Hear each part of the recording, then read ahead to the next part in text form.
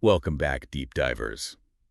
Today we're taking a plunge into something pretty profound, the Tibetan Book of the Dead. Ah, yes, a classic. Now, I know the title might sound, a bit ominous, maybe even a little spooky, A tad morbid, perhaps. but stick with us. This book, it's not a horror story. Not at all. It's more like, a guidebook, really. A guidebook to navigating consciousness, especially after death. You got it. And along the way, we'll uncover some, how should I put it, mind-bending insights about life, death, and, well, whatever might come next. Exactly. We're going deep, exploring how this text, even though it's ancient, can be surprisingly relevant to our lives, right now. Yeah. But first, like any good deep dive, we got to set the scene. Right, of course. So what's the story behind this book? The origin story. I'm always fascinated by origin stories. Well, the Tibetan Book of the Dead, and by the way, the full title, if you want to get technical, is The Great Liberation Upon Hearing in the Intermediate State.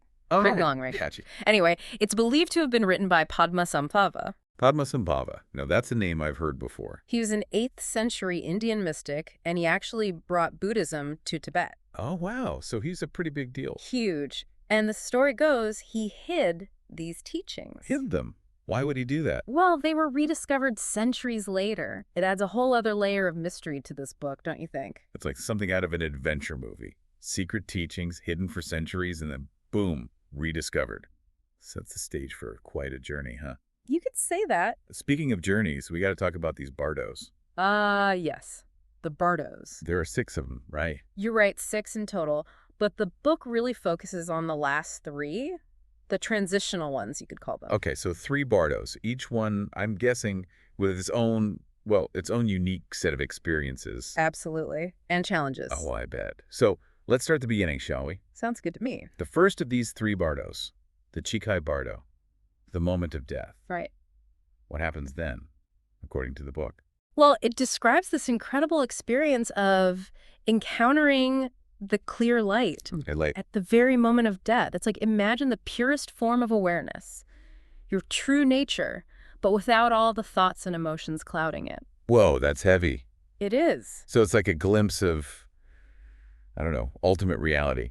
But I got to ask, with everything going on at that moment, wouldn't it be hard to, recognize this clear light? You're absolutely right. It's not easy. Most people, the book says, won't grasp it right away. So what happens then? That's when you move into the second stage of the Chikai Bardo. And that's where things can get, well, a little disorienting. Disorienting. How so? Imagine this. You see your loved ones, but you can't talk to them. Oh, wow. There's this feeling of unease, a kind of like questioning of what's happening, like you're in this weird in-between space. Not here, not gone. So it's a bit like one of those dreams where you try to run, but you're stuck in place. Yeah, I get that. Yeah. That feeling of being in limbo, not quite knowing what's going on, it can be unsettling. And is that what leads to the next Bardo? Exactly. That feeling propels you into the Choniad Bardo, which is often called the Bardo of projections. And that's where things get really, really interesting, especially psychologically. Okay, Bardo of projections, psychologically interested. You've got my attention. Yeah. But what exactly is being projected in this Bardo? Well, this is where you start experiencing visions. Visions of deities, both peaceful and, get this, wrathful. Deities, like gods and goddesses. Yeah, you could say that. Yeah. But the book emphasizes that these deities, they're not like external beings. So what are they then? They're projections. Projections of your own mind. They represent, think of it this way, different aspects of your consciousness. The light and the shadow. So it's like my inner world is coming to life, manifesting in these symbolic forms. Exactly. And that's where it gets really deep. The book says for the first 7 days, you encounter peaceful deities. Each one, it's fascinating, is associated with specific colors, elements, even wisdoms. So imagine a whole visual feast. Lights, sounds, symbols, all reflecting different parts of you. It's quite a spectacle, according to the book. Okay, I'm trying to picture this. There's a lot to take in. But let's start with these peaceful deities. What kind of insights do they offer? And how does recognizing them as parts of ourselves, help us navigate this Bardo? Well, it's all about recognizing the potential within. For example, one of the first deities you might meet is Vairocana. He's associated with, imagine this, boundless space. And the wisdom of knowing all things as they truly are, he's described as white, radiating this brilliant blue light. And he's sitting on, wait for it, a lion throne. Wow, okay, I can almost see it. White deity, blue light, lion throne. It's pretty vivid. But what does it mean? How does encountering Vairochana, how does that help someone in this bardo? Think of it as a reminder of your own vast potential. The book suggests that seeing these deities and understanding what they symbolize, it can help you see those qualities within yourself, even in this, disorienting state after death. So it's not just passive observation, it's active recognition, recognizing these qualities within ourselves. Precisely. And each deity has a specific wisdom associated with it. Okay, so Vairochana is about boundless space, knowing all things. What about the other peaceful deities? What else can we learn from them? Well, each encounter offers a different insight. For instance, you might meet Akshobhya. He embodies the wisdom of think of a mirror, reflecting reality without distortion. He's blue, sitting on, get this, an elephant throne. An elephant throne. That's pretty cool. And he's embraced by, this is interesting, a divine mother figure. A mother figure. I wonder what that symbolizes. There's a lot of symbolism packed into every description. The mother figure could represent compassion, maybe nurturing, even the interconnectedness of everything. The key is to, well, reflect on what resonates with you. It's like these descriptions, they're invitations to explore our own inner landscapes. So we're encountering these peaceful deities for the first 7 days.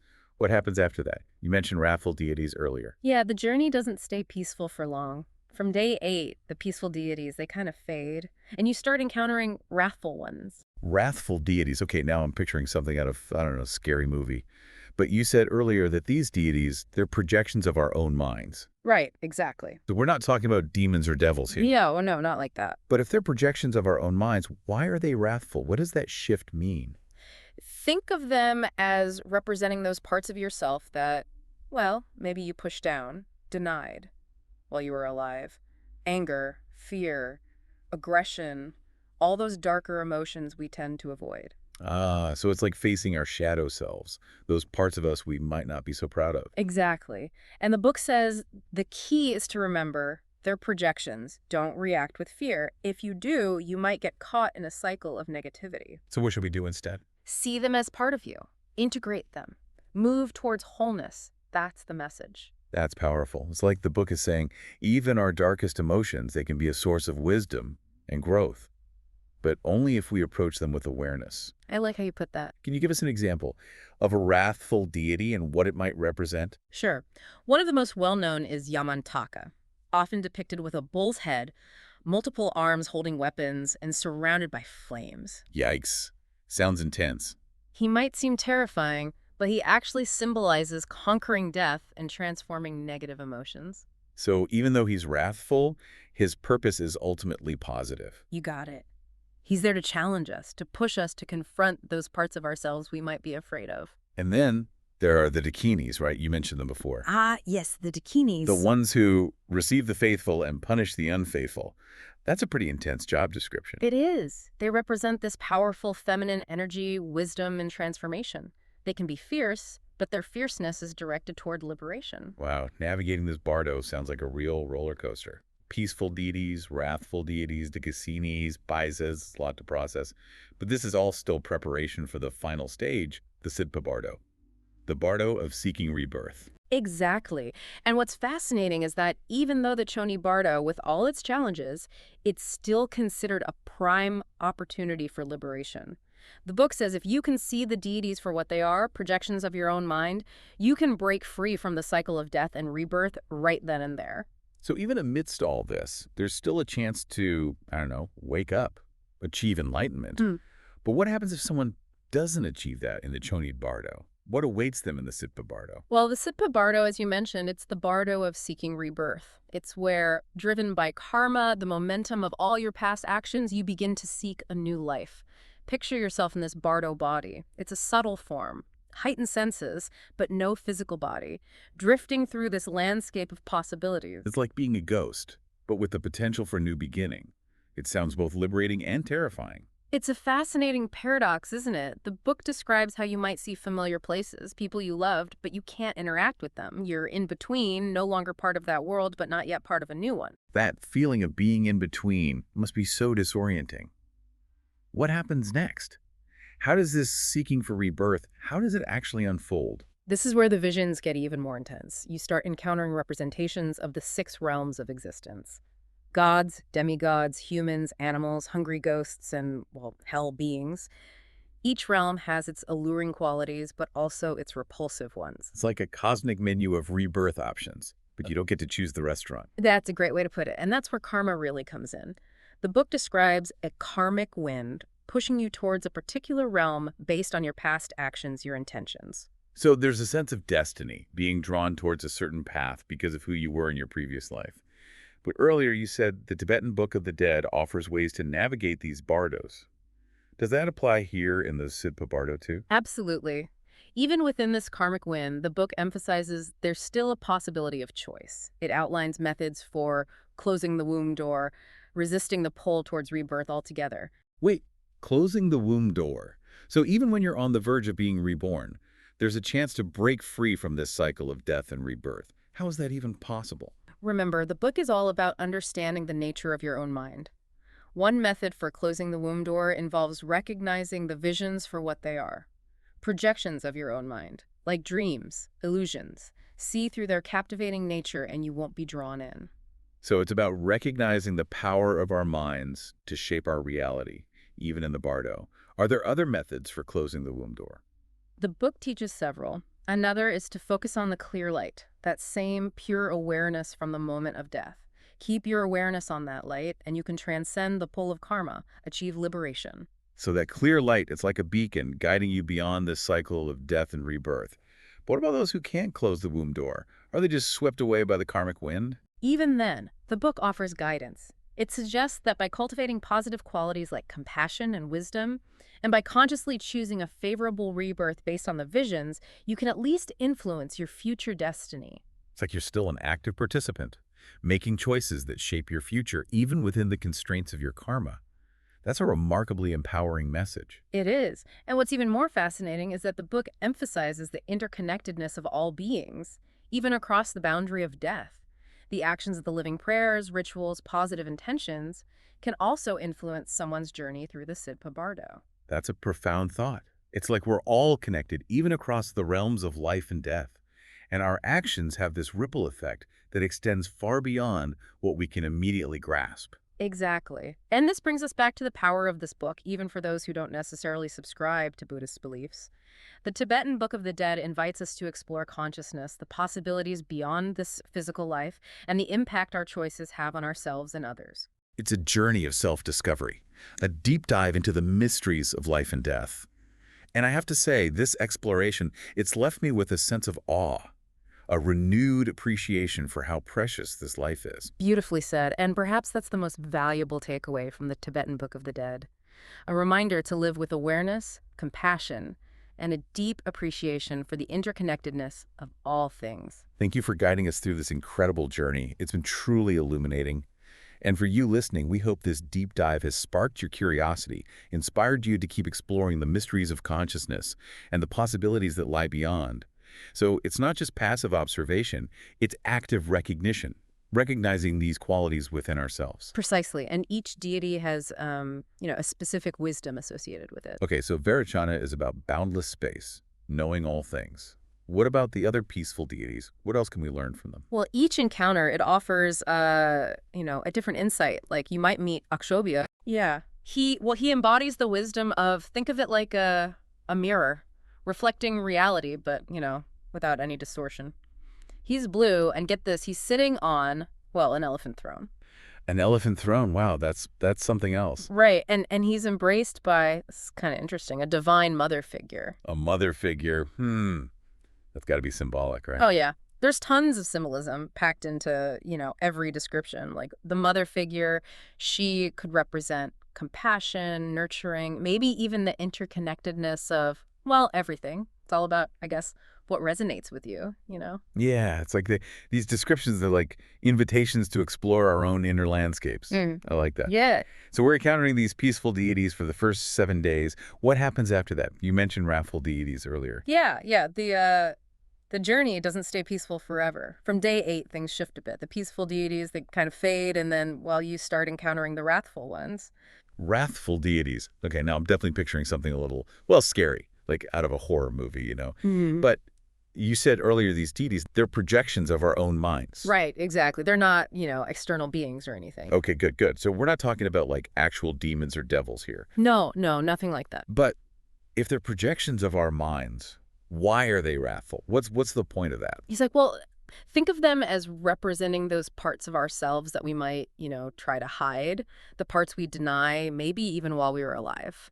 Anger, fear, aggression, all those darker emotions we tend to push away. Okay, I see. So it's like facing our shadow selves, the parts of us, that we're not so proud of. Exactly.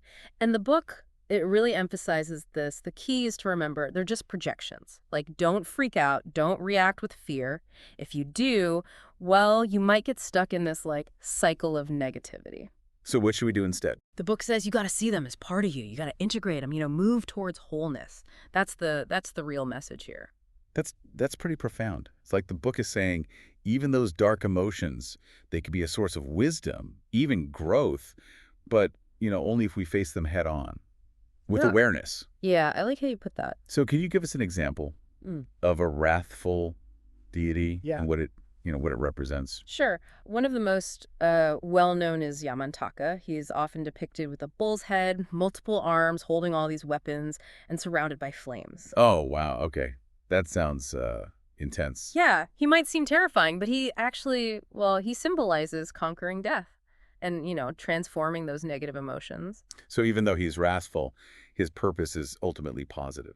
Exactly. He's there to challenge us, to push us, to confront those parts of ourselves that we might be, afraid of. And then there are the dakinis, right? You mentioned them earlier.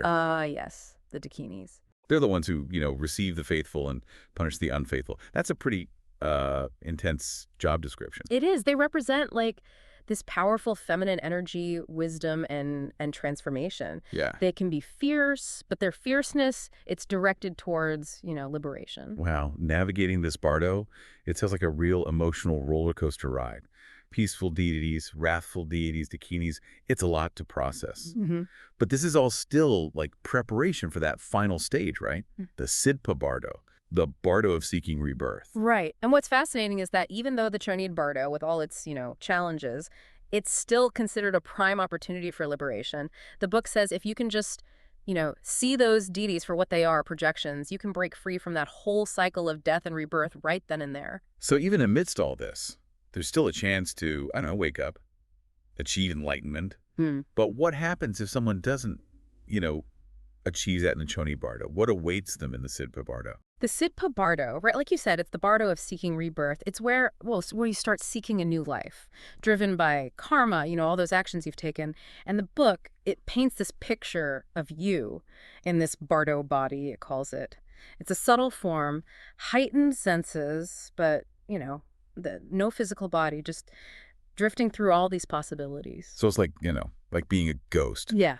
But with the potential for a new beginning. It sounds kind of, both freeing and terrifying at the same time. It's a trip, right? A total paradox. And the book, it says you might even see familiar places, people you loved, but you can't, interact with them. It's like you're not part of that world anymore, but you haven't joined a new one yet. Man, that feeling of being stuck in between, it's got to be really unsettling. Yeah. So what happens then? Like, how does this whole, seeking rebirth thing, how does it actually play out? This is where things get even more intense. Like the visions, they get really wild. You start seeing, representations of those 6 realms of existence. You've got gods, demigods, humans, animals, hungry ghosts, and, hell beings. Each realm, it's depicted with good stuff and bad stuff. It's like, okay, so it's like you're given this cosmic menu of rebirth options, but you don't get to choose where you're eating. Exactly. You got it. And this is where karma really comes into play. The book talks about this karmic wind. It kind of pushes you towards a specific realm, based on all your past actions, your intentions. So like destiny, being pulled towards a certain path because of who you were before. Yeah. But you mentioned earlier that the book, it kind of gives us ways to navigate these bardos, right? Does that apply here too? Yeah. In the Sidpa Bardo? Oh, yeah, totally. What's amazing is that even with this, karmic wind blowing you around, the book says there's still a chance for choice. It even outlines these methods for closing the womb door, basically resisting the pull towards a rebirth. Wait, closing the womb door. So even when you're right there about to be reborn, there's a chance to break free from this whole death and rebirth cycle. How's that even, I mean, how's that work? The whole point of the book, right, is to understand your own mind. One way to close the womb door, it's about recognizing those visions, seeing them for what they are, like just projections, like dreams, illusions. You see through that, that captivating stuff, and you won't be pulled in. So it's all about, like, the power of the mind, shaping your reality, even in the Bardo. That's wild. Are there other ways to close the womb door? Oh, yeah, for sure. The book teaches a bunch. Like, another one is focusing on the clear light. Remember, that pure awareness from the moment of death. Well, if you keep your attention on that light, you can, like, transcend the pull of karma, achieve liberation. So the clear light, it's like a guiding light, leading you beyond the cycle. Okay, that makes sense. But what about those who can't, I don't know, can't close the womb door? Are they, like, just stuck going with the karmic wind? Even then, the book, it doesn't leave you hanging. It suggests that by, cultivating positive stuff like compassion, wisdom, and by consciously picking a good rebirth based on what you're seeing, you can at least, have some say in your future. So you're still in the driver's seat, even if you're, limited by karma. It's still empowering. Right, it is. And here's something even more mind-blowing. The book, it stresses how interconnected we all are, even like beyond death. It says the actions of the living, like prayers, rituals, even just good vibes, can actually affect someone's journey through the Sidpa Bardo. Wow, that's deep. We're all connected, even across, like, life and death. And our actions, they have these consequences we can't even, fully grasp. You got it. And that brings us back to this book. It's powerful even for those who aren't, Buddhist or anything. It makes us think about consciousness, about what might be after this life, and, about how our choices affect everyone. It's a journey, for sure. A deep dive into, like, the biggest mysteries out there. And honestly, this whole exploration, it's left me feeling, I don't know, kind of awestruck. Like, this life, it's really precious. I hear you. And maybe that's the most important thing we get from the Tibetan Book of the Dead. It reminds us to live with awareness, with compassion, and to really appreciate how connected we all are. Well said. Thank you so much for taking us on this journey. It's been incredible. And to all you deep divers out there, we hope this has sparked something in you. Keep exploring, keep questioning, and, keep diving deep into the mysteries of consciousness and what lies beyond.